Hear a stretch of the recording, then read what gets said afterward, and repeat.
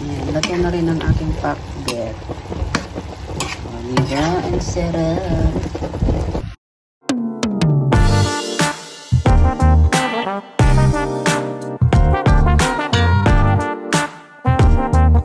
Ayan, magluto tayo ng pakbet, pero ito lang yung lutuin ko kasi wala naman akong sitaw, wala akong ampalaya, sili. So, ito lang, para naman kayo paano makakain din. Ayan, haluan natin siya ng garlic, onion, tsaka tomato. And lagyan natin ng konting ililin para masarap din. First, maglagay tayo ng mantika. Ayan. Natin yung onion. Halo mo na. Ayan. So, yung gamit ko mantika, yung gamit ko sa pinagpritoan ko ng isda para masarap. Ayan, dagdag pa yan. Lagyan na natin yung garlic. Ayan, halo lang natin. Lagyan natin yung binili.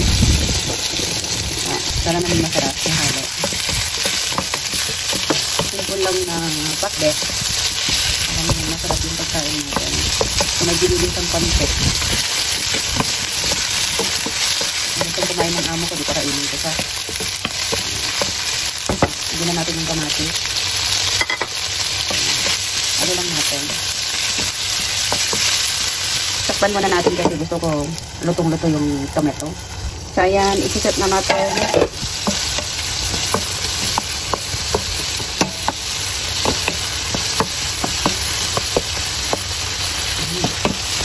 Sarap ng amoy. Islet na. Ayan, ito lang yung gulay kung anong meron dito sa bahay. Yun lang ang halo ko. So, lagyan na natin. Ayan, sabay-sabay ko na lahat. Yan kalabasa na yan yung kalabasa na yan. Ayan. Halo muna natin. Hirap mag-take ng video kasi isa lang aking wala akong gusto ko kasi ganito para tutok siya. Diba? Marami na rin yan. Kahit yan lang. 2 talong. 6 na peraso ata itong ito okra. Saka yung pumpkin. Yun lang. Takpan muna natin. Ayan. Meron tayong bagong para perfect yung pakbet natin. Naglagay tayo ng kalahating cup na water. Halo natin. Parang kunti lang yung water. Lagay muna natin sa pakbet. Tumakalo na. Ang sarap ng amoy. Kahit ganito lang pala, masarap.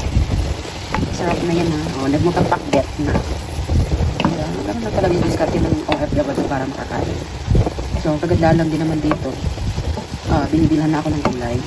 Kasi gusto ko kung gusto ko kumain ng mga gulay, laga lang prito ay nakilot. Lagyan na natin yung bagoong. Sana kasya. So, madami pa naman akong bagoong, pero konti lang yan kasi baka maalat.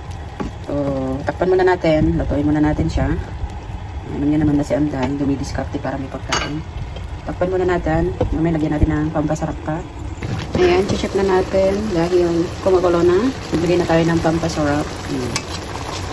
Nilagyan ko siya ng all-in-one seasoning. Ayan. Ginamit ko ng kutsara ko. Kutsara.